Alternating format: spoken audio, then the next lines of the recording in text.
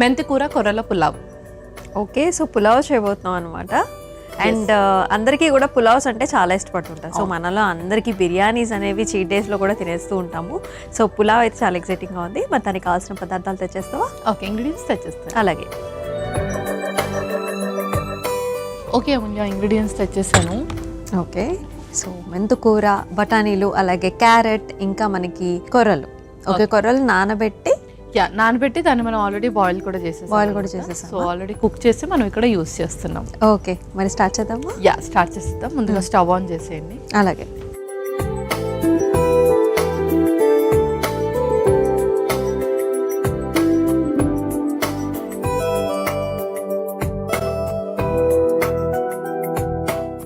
So ఇందులో first మనం కొంచెం నెయ్యి. సో పులావ్స్ అయినా ఫ్లేవర్డ్ రైస్ అయినా మనం కొంచెం నెయ్యితో చేసుకుంటే ఫ్లేవర్ ఎక్కువగా ఉంటుంది. అవును.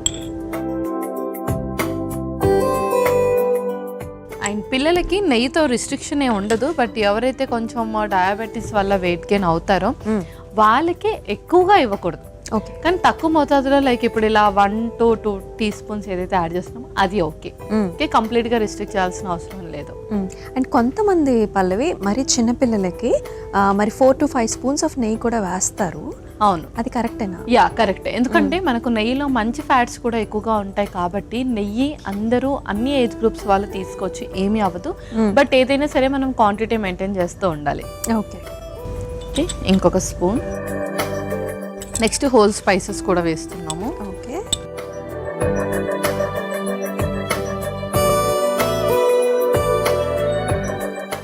మొత్తం హోల్ స్పైసెస్ అన్ని వేసేసుకున్నాం. అవును. అండ్ అలాగే బే లీఫ్ కూడా. అలాగే.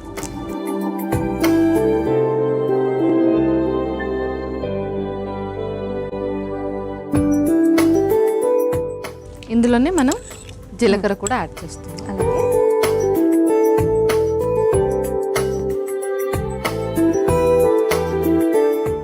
సో ఇప్పుడు ఉల్లిపాయ ముక్కలు.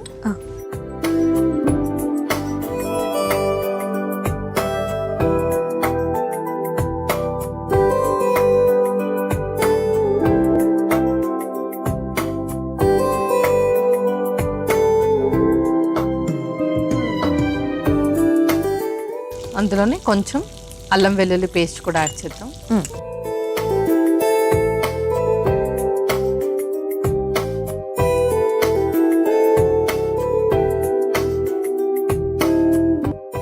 ఇప్పుడు అందులో కొంచెం పచ్చిమిర్చి కూడా.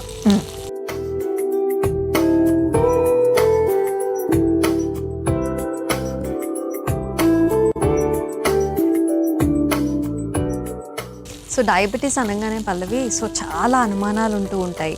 అండ్ అది యాక్చువల్లీ మనకి ఎక్కువ కాలం కూడా ప్రొలాంగ్ అయ్యే డిసీజ్ కాబట్టి సో ఇలాంటి వంటకాలతో పాటు మెడిసిన్స్ కూడా తీసుకుంటూ ఉండాలి కదా? అవును. సో మెడికేషన్స్ వచ్చేసి వాళ్ళకి ఫస్ట్ ఒక 1 year లోపు అయితే స్టేజ్ని బట్టిగా ఉంటుంది. స్టేజ్ బట్టి కొంతమందికి మెయింటెనెన్స్గా ఉంటుంది, కొంతమందికి కంటిన్యూస్గా ఉంటుంది. ఇంకా డిపెండ్ ఆన్ డోసేజ్.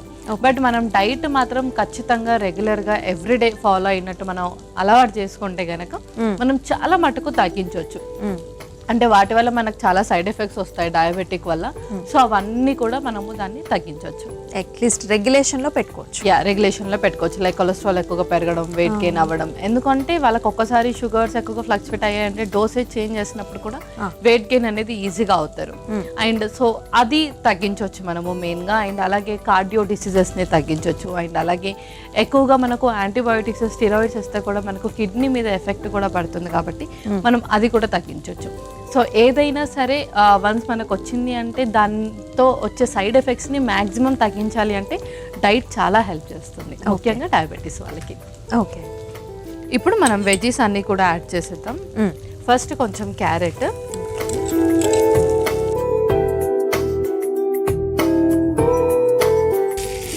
ఆ తర్వాత కొంచెం బీన్స్, నెక్స్ట్ అలాగే పీస్ కూడా, బఠానీ,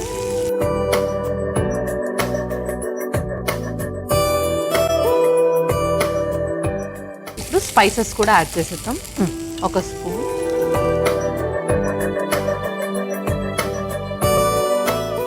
ముందుగా కొంచెం సాల్ట్, అలాగే కొంచెం పసుపు, కొంచెం జీరా పౌడర్, అలాగే కొంచెం ధనియా పౌడర్ కూడా. ఓకే.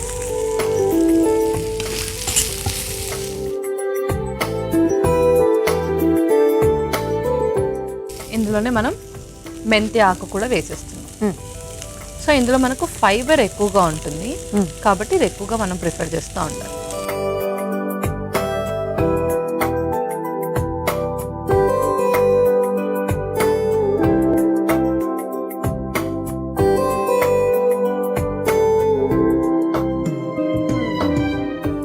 సో మనం కొన్ని వాటర్ కూడా వేసుకున్నాం అందులోనే. ఆ గ్రీన్ లీఫీ వెజిటేబుల్ అంటే ఆ మెంతి కూర అండ్ అలాగే ఆ వెజిటేబుల్స్ కూడా చక్కగా ఆ ఫ్లేవర్స్ అన్నిటిని కూడా అబ్జర్వ్ చేసుకుంటుంది. అలాగే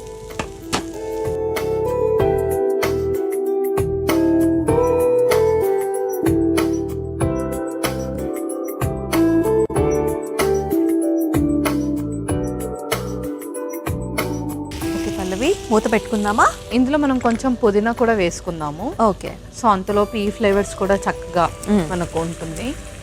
అండ్ అలాగే కొంచెం కస్తూరి మేతి కూడా అలాగే క్రష్ చేసి వేసుకుందాం. ఎందుకంటే మనం ఆల్రెడీ రైస్ అనేది కుక్ చేసుకున్నాం కొర్రలు కాబట్టి. అవును, లాస్ట్కి జస్ట్ వేసేసుకో. అది ఇంకా మనం లాస్ట్లో వేసే ప్రాసెసే కాబట్టి ముందంతా కూడా కలిపేసి పెట్టుకుంటే అయిపోతుంది. అవును.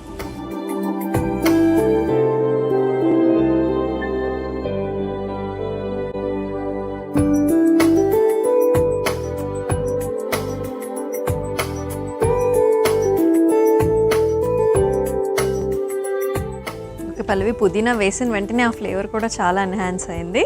సో పల్లవి ఆల్మోస్ట్ అయిపోయినట్టుంది, చూద్దాం. అయిపోయింది, చూసేద్దాం.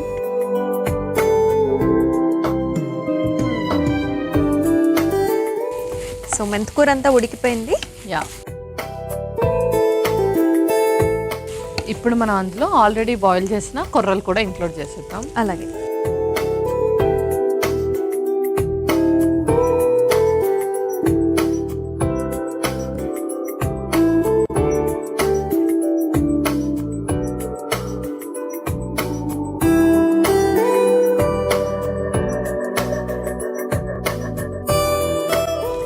పల్లవి ఇంకేమైనా వేయాలా? ఇంకేం లేదు, మనం ఇంకా స్టవ్ ఆఫ్ చేసి సర్వ్ చేసేసుకుందాం. ఆల్రెడీ మనము కొర్రలు ఏదైతే ఉందో కుక్ చేసేసుకున్నాము. అండ్ వెజిటేబుల్స్ ఇంకా మెంతి కూర కూడా బాగా ముందే కుక్ చేసేసుకున్నాం కాబట్టి చక్కగా జల్లపైపోతాయి రెండు కూడా. అవును. ఇంకా మనం స్టవ్ ఆఫ్ చేసి సర్వ్ చేసేసుకుందాం. అలాగే